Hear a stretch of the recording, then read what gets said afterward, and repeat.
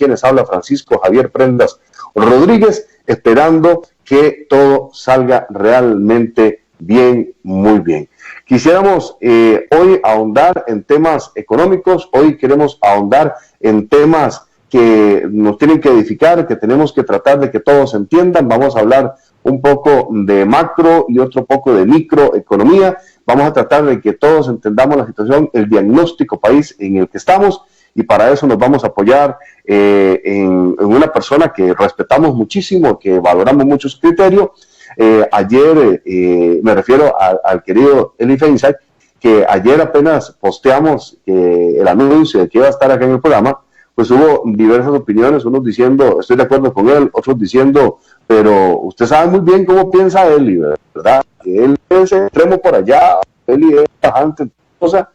Y mi respuesta siempre es, amigos, tenemos que escucharnos todos para respetarnos más, porque nadie es completamente bueno y nadie es completamente malo.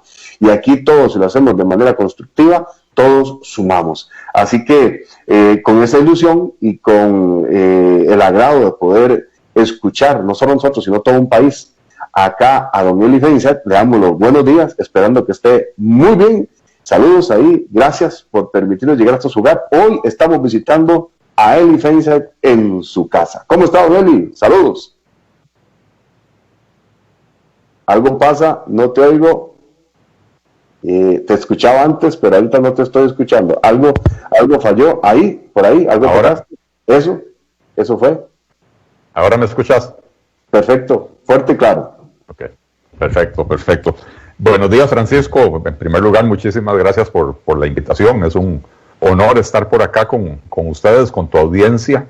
Un programa que pues ha levantado bastante, ¿verdad? Y está llegando a todos los rincones del país, así que es un placer estar, como siempre, con vos.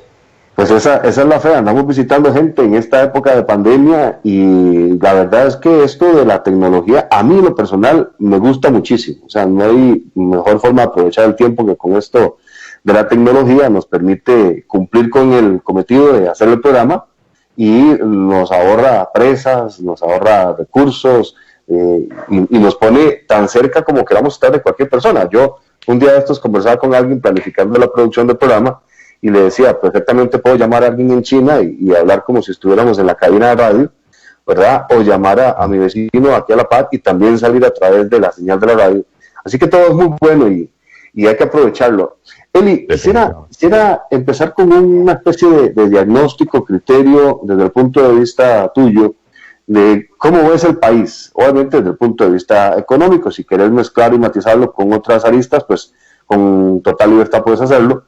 Pero ¿cómo estás viendo a Costa Rica en este momento, a un 15 de abril, donde en Estados Unidos hay toda una crisis, ya China va saliendo, ahora está el escándalo de si China sabía y Taiwán dice que sí sabía, que lo informó a la OMS, que la OMS no quiso hacer nada, se especula que la OMS está aliada con China por ciertos intereses, en algunos países como Suecia, en Estocolmo, ya están liberando un poco las restricciones, en fin, diferentes matices en el mundo, como diferentes pacientes, podríamos decir, unos más evolucionados, otros más críticos.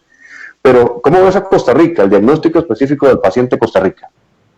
Ok, bueno, en primer lugar, retomo lo que decías de la maravilla de la tecnología y me disculpo con el público que aquí está viendo un dormitorio atrás, ¿verdad? Pero yo en mi casa no tenía una oficina y entonces agarré el dormitorio de mi hija mayor que está estudiando afuera y lo convertí en mi oficina, así que de fondo tenemos una cama. Bueno, vamos a tener más bien que no contarle a la hija mayor para que no se dé cuenta, porque supongo que lo primero que dirá es, papi, ¿qué está haciendo? Ya se enojó conmigo porque además reacomodé un poco los muebles para que me cupiera un escritorito y todo, pero bueno, en tiempos de crisis hay que saber adaptarse. Pues sí. Y entrando ya en materia, la pregunta que me formulas es una pregunta muy difícil hoy en día, ¿verdad? No olvidemos, Francisco, que cuando hace un mes, 5 semanas, cuando se descubrió el primer caso de coronavirus en Costa Rica estaba económicamente hablando en una situación no muy buena, ¿verdad? Tampoco estábamos en una gran crisis, pero la situación fiscal definitivamente estaba fuera de control, a pesar de la aprobación de la reforma fiscal en diciembre del 2018. El 2019 cerramos con un déficit récord, y eso a pesar de que hubo un aumento importante en la recaudación, ¿verdad? Lo cual nos indica que el gobierno simplemente no se socó la faja en materia del gasto público. Y aunado a eso venía una desaceleración de la economía que digamos que venía de antes, que fue profundizada esa desaceleración precisamente por la entrada en vigencia de la reforma fiscal, que esto es algo normal, siempre que se aprueban impuestos hay ese efecto ralentizador de la economía. Y entonces, finalmente, en los últimos 5 meses, la economía estaba empezando a... No quiero utilizar la palabra repuntar porque suena demasiado positiva, pero sí, cuando uno veía los índices el índice mensual de actividad económica, la evolución mensual del PIB, el Producto Interno Bruto, ¿verdad? Ya veía uno que por lo menos habíamos tocado fondo y que estaba empezando a crecer cada mes un poquito menos lentamente que el mes anterior. Pero definitivamente no suficiente. Teníamos un desempleo del 12.4% en la última lectura del desempleo, que fue la de final del año pasado. Y la pobreza, que como sabemos tenemos más de 25 años estancados por encima del 20% de los hogares en condición de pobreza. O sea, no estábamos en una situación magnífica.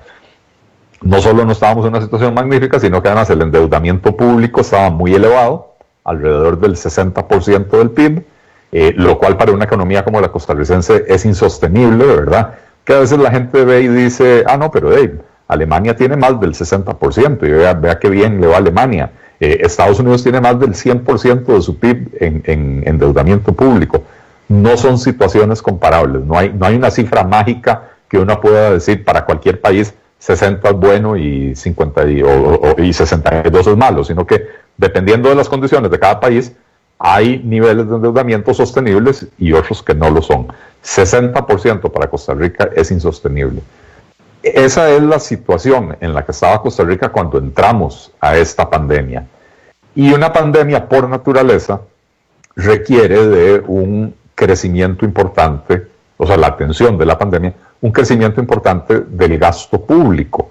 Creo que nadie le va a negar a la Caja Costarricense de Seguro Social la necesidad de haber adaptado el centro de rehabilitación en un hospital para el COVID, lo cual requiere dinero. Nadie le va a negar a la Caja Costarricense de Seguro Social la necesidad de comprar equipo de protección personal para enfermeras, médicos, etcétera.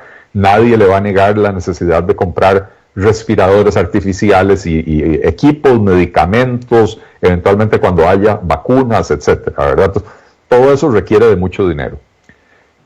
Además, la forma de enfrentar una enfermedad contagiosa como esta, la que se ha encontrado por lo menos en el mundo, es el aislamiento de las personas.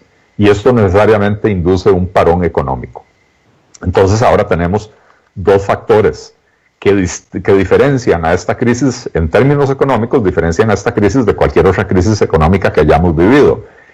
Aquí tenemos un shock de demanda, lo cual quiere decir las personas demandan menos, consumen menos, lo cual siempre sucede en las crisis económicas, porque la gente cuando tiene temor de quedarse sin empleo empieza a restringir su consumo para generar un ahorro por si acaso se queda sin empleo, o directamente la gente se queda sin empleo y al no tener ingresos tiene que limitar su consumo. Entonces eso es normal en cualquier crisis económica. En esta, por el aislamiento, aparte del shock de demanda, tenemos lo que en economía llamamos un shock de oferta, y es que el parón de la economía está haciendo que también haya una disminución del producto, de lo que se produce, ¿verdad? Hay menos, se está produciendo menos, hay comercios cerrados, hay fábricas cerradas, hay construcciones paradas, etcétera, ¿verdad? Entonces, el golpe es doble. Esto nos obliga a tener que crear programas como los que se están discutiendo en la Asamblea Legislativa en este momento para ayudarles a las personas a no pasar hambre, ¿verdad? Y eso tiene un costo muy elevado. Esto implica también en un país que quiera superar la crisis y encontrarse con con una situación donde las empresas pueden retomar la actividad, volver a contratar personas, empezar a crecer otra vez. Si queremos eso, necesitamos también ayudarles a las empresas, porque de lo contrario, lo que nos encontramos al otro lado de la pandemia es un cementerio de empresas. Y en un cementerio de empresas no hay manera de reactivar la economía, porque si lo vamos a hacer formalmente, se toma muchos meses crear una empresa, conseguir créditos, inscribirla, obtener permisos, etcétera, etcétera, etcétera.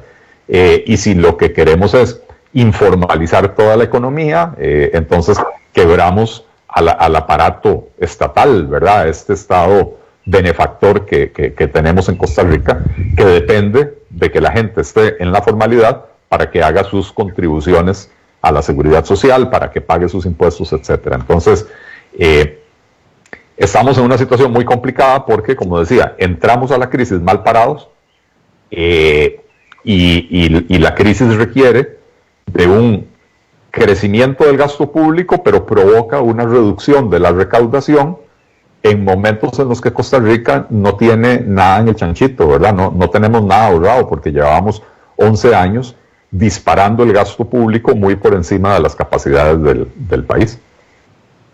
Sí, coincido con vos, Eli, en las apreciaciones que estás diciendo y también que el término repuntar de la economía, como en algunos medios lo han manejado, es bastante ambicioso. Yo diría, había dejado de caer o había dejado de empeorar.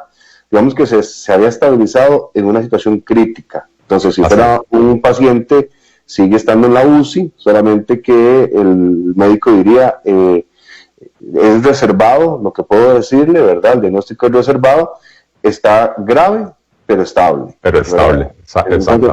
Ahora, dada la situación que se ha dado, dadas las complicaciones de ayudar, por un lado, todo lo que hay que sacar fondos de algún lado, que están jalando de todas las instituciones, están redestinando fondos para ayudar, el endeudamiento que eso implica, externo o interno, y también las ayudas que se están pidiendo, que ahora ya están buscando al Fondo Monetario Internacional, al Banco Mundial, para buscar ayudas. ¿Crees que eso irremediablemente va a dejar peor parada a Costa Rica? Y sobre todo esta otra pregunta, de la economía que se están propiciando en este momento para nuestro país, podrían volverse hasta permanentes, inclusive, o de largo plazo, y que eso nos va a generar una carga demasiado pesada. Bueno, a la primera parte de la pregunta respondo sí y no. Si nosotros, el problema que yo veo, Francisco, es que no veo claridad ni en el gobierno ni en la Asamblea Legislativa. Yo no veo que haya una estrategia para sacar esto, para sacar al país adelante, básicamente. Entonces, estamos, como bien decías, buscando de dónde sacar fondos a la desesperada. Vamos a subirle el precio de la gasolina para que el diferencial se lo embolse el gobierno para poder ayudarle a las familias. Le vamos a quitar 75 mil millones de colones al INS, cosa que me parece maravillosa. Si tenemos empresas estatales, para algo deberían de servir, que no sea solo para pagar privilegios, ¿verdad? Entonces, sus utilidades que ayuden a enfrentar situaciones como esta, ¿verdad? Pero entonces tenemos lo de la gasolina, lo del INS, el gobierno anda con la insistencia de crear impuestos solidarios, ¿verdad?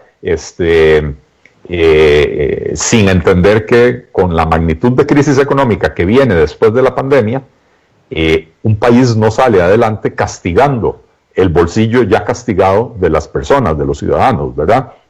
Y además andamos buscando créditos pequeños por todas partes. A la gente le suena, por supuesto, es mucho dinero. 500 millones con el CAF, 300 no sé cuántos millones con el BID, ahora ya están hablando de pedirle al Fondo Monetario Internacional otros, no sé, 300, 400 millones, y que eso lleve a un programa, lo que llaman un stand-by, ¿verdad? Que es un programa un poco más grande de 800 millones de dólares para ayudar a ajustar la economía costarricense. Pero lo que estamos haciendo es pidiendo, sacando poquitos de todas partes y pidiendo credititos por todas partes sin estar viendo el panorama completo. estamos viendo a ver cuáles árboles en el bosque tienen frutas, y son frutas, lo que llaman frutos bajos, ¿verdad? Los que son fáciles de estirar el brazo y arrancar, y se nos está olvidando el panorama completo del bosque. Costa Rica tiene vencimientos de deuda este año y los próximos 3 años, o sea, desde el 1 de abril de este año hasta el 31 de diciembre del 2023, tenemos vencimientos de la deuda equivalentes a casi un 30% del PIB. O sea, tenemos que pagarle a las personas que nos prestaron el equivalente al 30% de toda la producción nacional de un año. Esto en los próximos 3 años.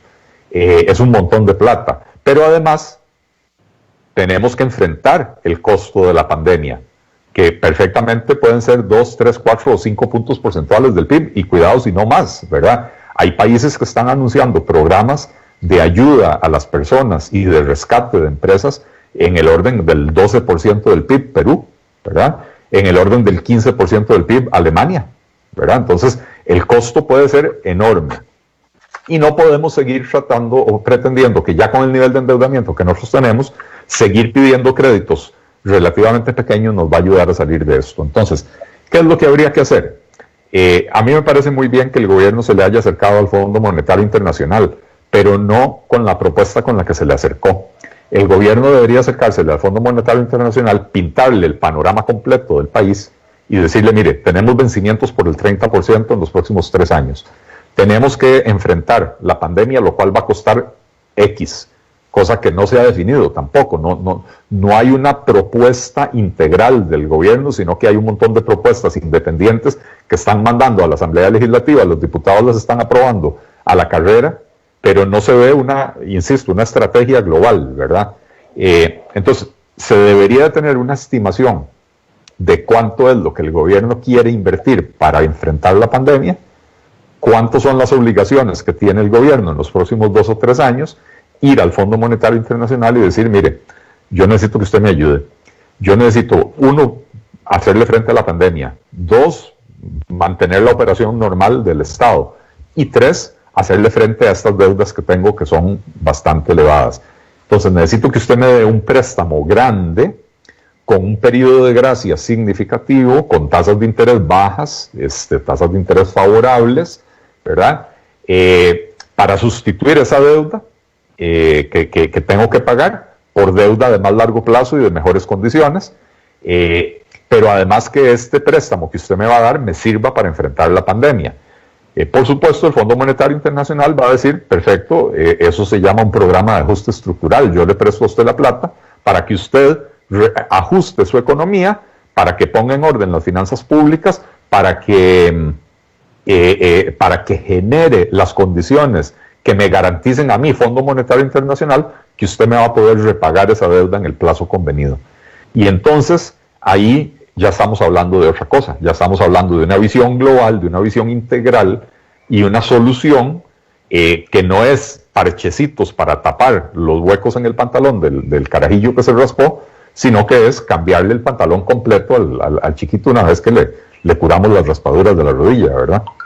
Solo hay 2 posibilidades de no entender esto que usted nos acaba de decir, Eli, porque, yo lo escuchaba y decía, pero si eso es lo que los famosos coach personales estos de finanzas y motivadores y un montón que pululan ahí por las redes, unos buenos, otros no tanto, pero al final lo básico que le dicen a la gente en estos tiempos es: haga una refundición de deudas, no se endeude más, trate de hacer una reestructuración de su casa, en fin, todo lo que usted me acaba de decir lo ha manejado, mi punto es, lo ha manejado hasta lo más sencillo del pueblo.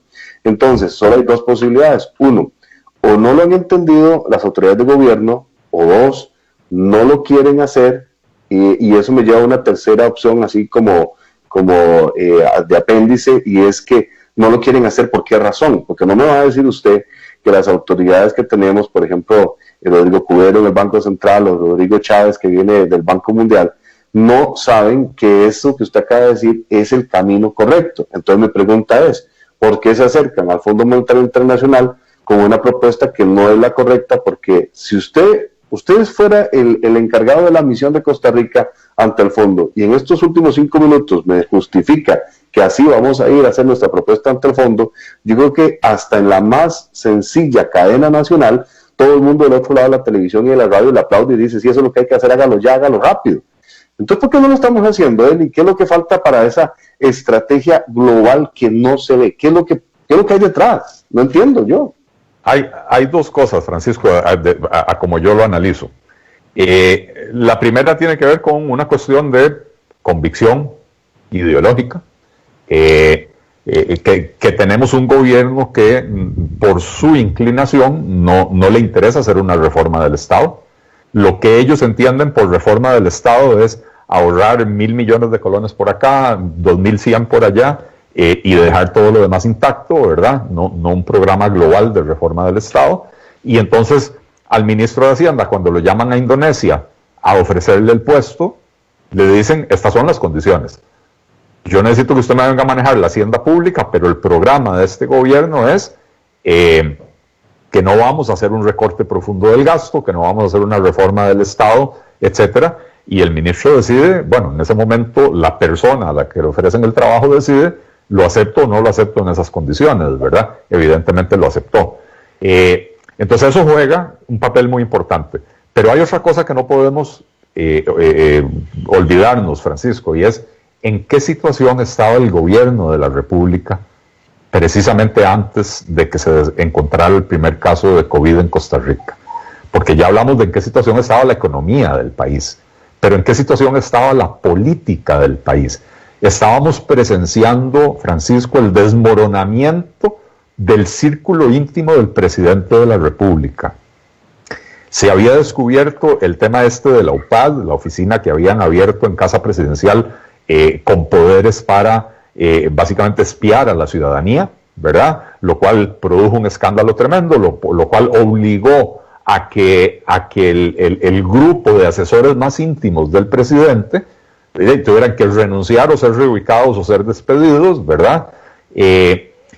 Con lo cual también se reveló que no había un ministro de la presidencia, no había esa figura, ese 10 que tiene todo equipo de fútbol, ¿verdad? Que es el que manda en la cancha, o sea, es el que transmite las instrucciones del director técnico, que es el presidente de la República, ¿verdad? Ese 10, ¿verdad? Ese Brian Ruiz no había en la selección, en el equipo de gobierno, ¿verdad? Entonces habían personas tratando de llenar el papel de 10 del equipo, pero realmente no lo estaban cumpliendo porque no tenían las habilidades, ¿verdad? Los ministros de la presidencia que ha tenido este gobierno no han tenido la confianza plena del presidente o la habilidad para transmitir las instrucciones y asegurarse de que el equipo en la cancha esté jugando de acuerdo a esas reglas.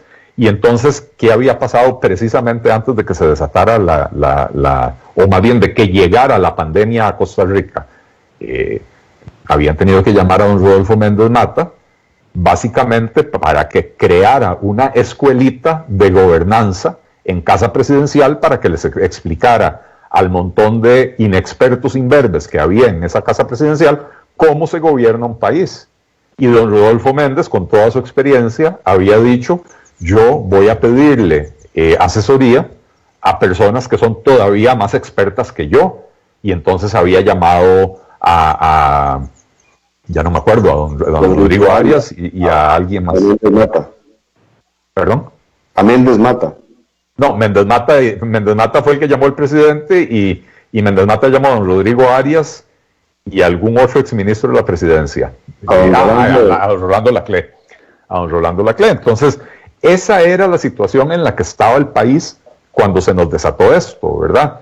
Eso ya pasó al olvido prácticamente. Nada más recapitular algo. O sea, vos me estás diciendo que hay un factor de convicción ideológica de este gobierno que no les permite hacer lo correcto, entonces. Bueno, es que no solo de este gobierno. Yo creo que en general el establishment político de este país tradicional tiene un sesgo que les hace creer que la solución a todo problema es agrandar el Estado, hacer crecer el gasto público. Es más, incluso si no hay un problema, hay que hacer crecer el Estado público, ¿verdad? Entonces es crear soluciones para problemas que no existen. Y también hay un sesgo bastante marcado antiempresa, antisector privado. Básicamente el sector privado es visto como una vaca a la que hay que ordeñar todas las mañanas, pero que, o sea, en realidad en la mentalidad, a esa vaca no hay que alimentarla. A esa vaca hay que dejarla encerrada todo el día en el galerón y nada más ordeñarla todas las mañanas, ¿verdad? El buen campesino, el buen ganadero sabe que a la vaca hay que alimentarla, a la vaca hay que sacarla a pastar, hay que dejarla que corra en el campo y que reciba la luz del sol, y hay que darle alimento preparado y todo lo demás, ¿verdad? ¿Qué quiero decir con esto? Las empresas o sea, yo no soy de las personas que proponen que a las empresas hay que estarles ayudando, pero a las empresas simplemente hay que quitarles obstáculos, permitirles crecer, permitirles crear empleo, permitirles ser exitosas, ser rentables, para que con sus utilidades paguen impuestos que permitan financiar el gasto público. Pero aquí más bien la mentalidad es, el empresario es malo, el millonario es un ratero, cualquier persona que haya hecho dinero en este país es un ratero por definición, y entonces el enfoque es, hay que castigarlo, en vez de hay que fomentarlo y permitirle ser exitoso, y gracias a su éxito que pueda pagar impuestos que me ayuden a ayudarle al resto de la gente que no tiene ese éxito. Aquí la mentalidad es, al empresario hay que castigarlo, ¿verdad? Y insisto, Francisco, esto no es solo el gobierno actual. Esta ha sido la mentalidad de los gobiernos de Costa Rica en la enorme mayoría de la Segunda República desde hace 70 años, ¿verdad? Sí, solamente que ahorita la circunstancia, la coyuntura hace que el recurso, se abuse del recurso todavía más. Me acuerdo de la época del 2008 por allá, cuando con la contratación que debió ser temporal que quiso hacer en el gobierno de Arias para obviamente mover la economía, al final por cuestiones legales terminó siendo contratación permanente, y eso engrosó muchísimo más el Estado, y aquí estamos todavía pagando la factura. Vos ves en esa misma línea que estabas hablando, y ahorita regresamos al tema del manejo estatal, vos ves en este momento un mínimo asomo de rescate de empresas. Yo no he visto iniciativas en esa dirección. Lo que ya se aprobó fueron moratorias en el pago de los impuestos. También hay que reconocer, las finanzas públicas no dan para tanto, ¿verdad? Y entonces la prioridad número uno en este momento es ayudarle a las personas que se quedaron sin trabajo, a las personas que les redujeron la jornada, que básicamente las personas que se quedaron sin ingresos o vieron sus ingresos significativamente disminuidos. Y también no nos olvidemos, Francisco, del sector informal, ¿verdad? Antes de que empezara la crisis ya teníamos un 46 y pico % de la gente que tenía trabajo lo tenía en el sector informal. Y sector informal es la persona que llega a la casa de uno a lavarle el carro, el jardinero, la señora que viene o la muchacha que viene a hacerle las uñas a la dueña de uno, el muchacho que vende mangos en la esquina ahí del Parque Central, etc. Todo eso es sector informal. Y la enorme mayoría de esas personas son personas que salen a trabajar hoy para comer mañana, ¿verdad? Que básicamente hoy recogen lo suficiente para que cuando van camino a la casa pasan al súper o a la pulpería a comprar el diario para el día siguiente, ¿verdad? Para tener que desayunar y etcétera. Entonces son personas que no pueden darse el lujo de un aislamiento muy prolongado porque no tienen acceso a grandes ahorros como para decir, bueno, me quedo en la casa 3 semanas o 3 meses, ¿verdad? Entonces, el enfoque ha estado ahí, que además me parece que es correcto en el sentido de tenemos que enfocarnos en lo humano, pero no podemos desentendernos de aquello otro. No podemos desentendernos de que una vez que superemos la crisis, necesitamos empresas que estén en condiciones de reiniciar actividades inmediatamente para que puedan contratar o recontratar personal y empezar a producir inmediatamente. Y no, como decía anteriormente, encontrarnos con un enorme cementerio de empresas donde reactivar la economía va a ser doblemente complicado.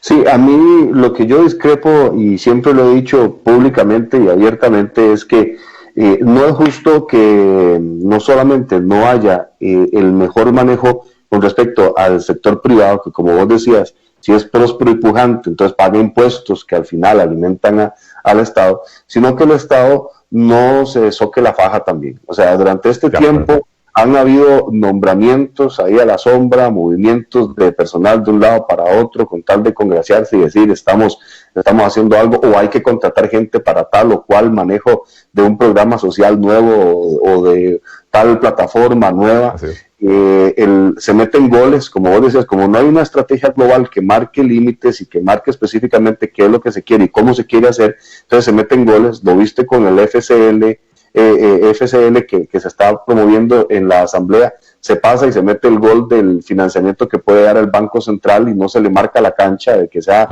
en situaciones específicas críticas. O sea, y te interrumpo con otro gol, porque vos estás en una posición en la que podés tratar de evitar que ese gol nos lo metan. Ayer el gobierno convocó el proyecto 21.922, que es supuestamente, el proyecto se llama algo así, Ley para el alivio de los contribuyentes locales y el manejo de las finanzas municipales, una cosa así por el estilo, ¿verdad? Y entonces se toman una serie de medidas, por ejemplo, una moratoria en el pago de los impuestos y las patentes municipales y todo eso que está bien, ¿verdad?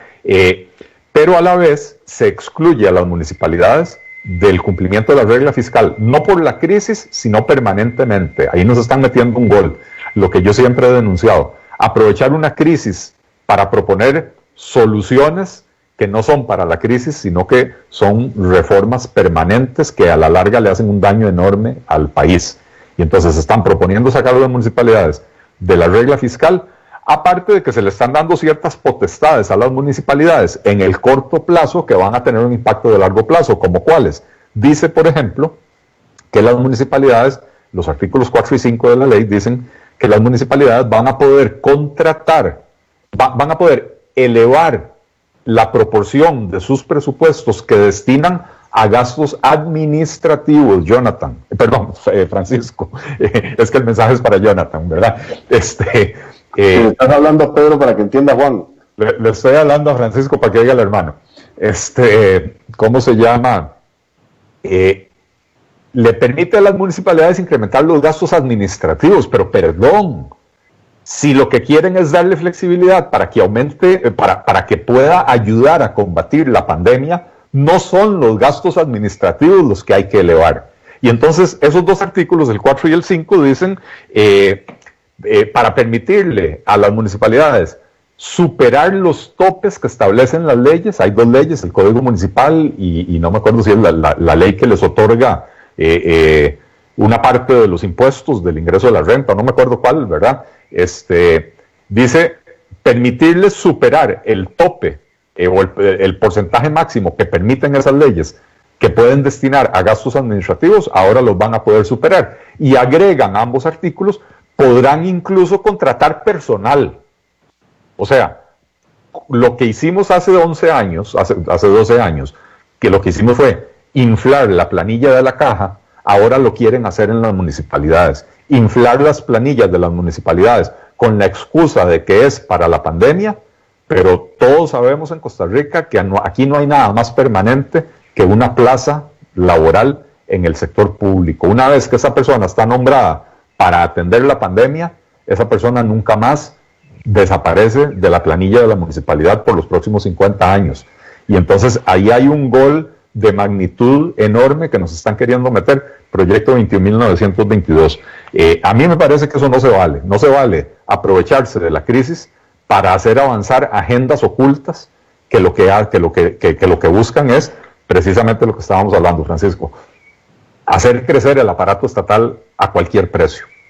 A cualquier precio.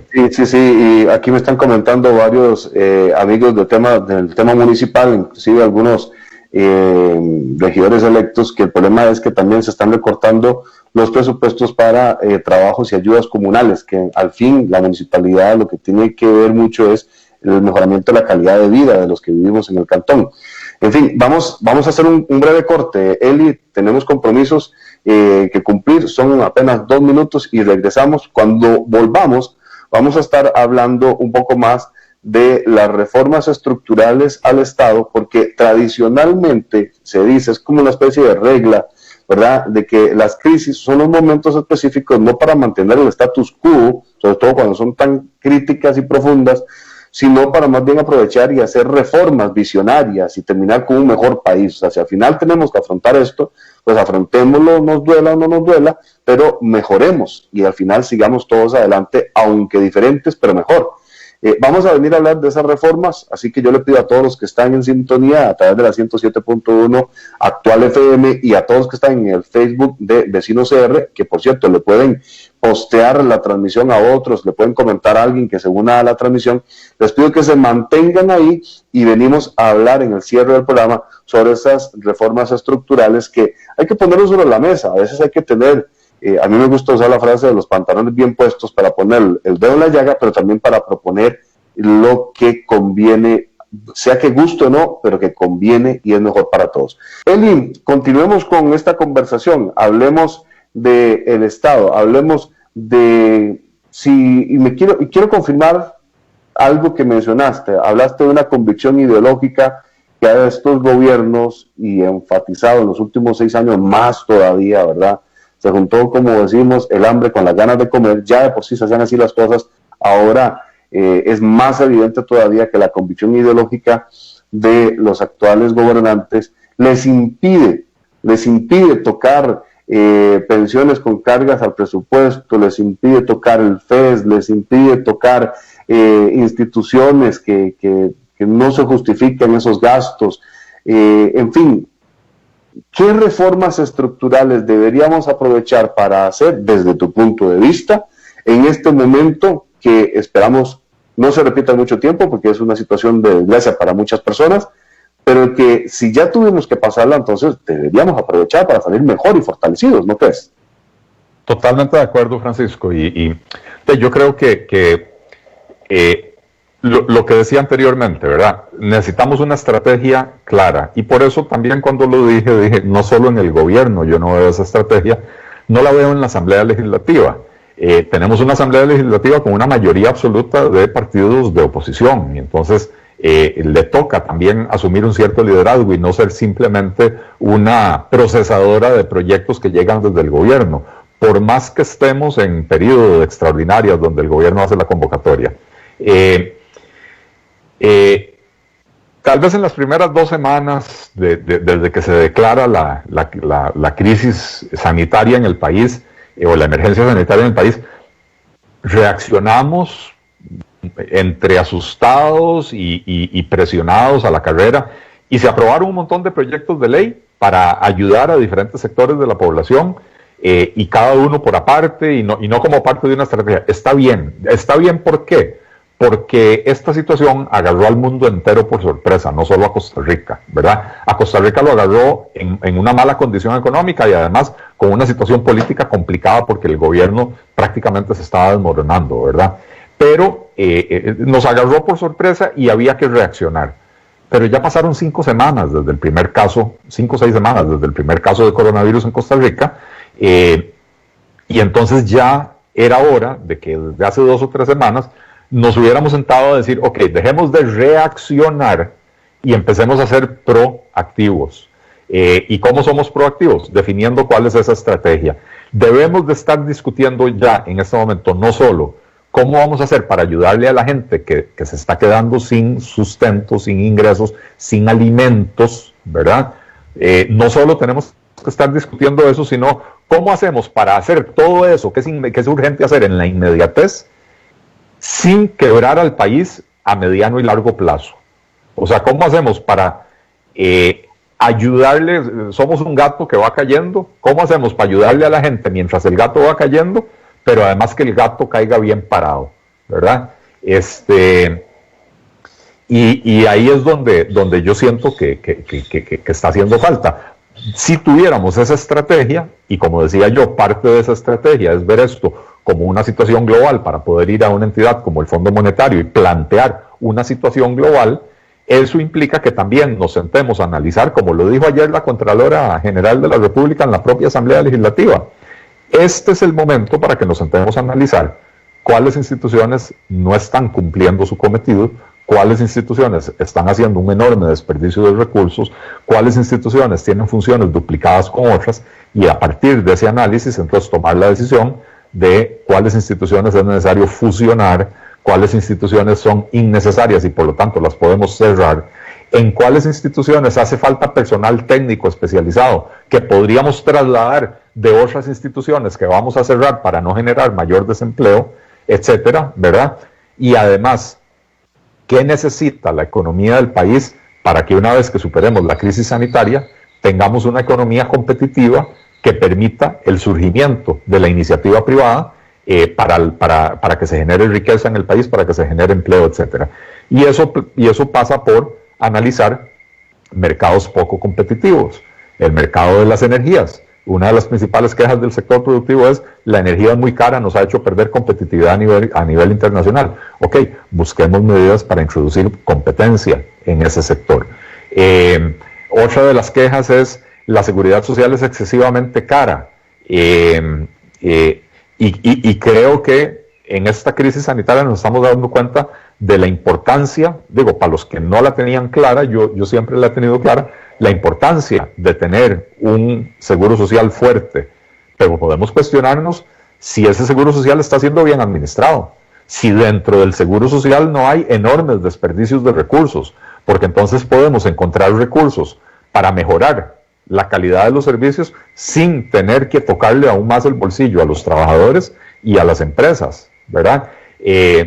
Tenemos un código laboral obsoleto, y eso ya lo vimos en la primera semana de la pandemia cuando fue necesario aprobar la reforma que permite la suspensión de los contratos laborales y la reducción de las jornadas. Si estas reformas se hubieran hecho hace 10 años, hubiéramos entrado a esta crisis bastante mejor parados, ¿verdad?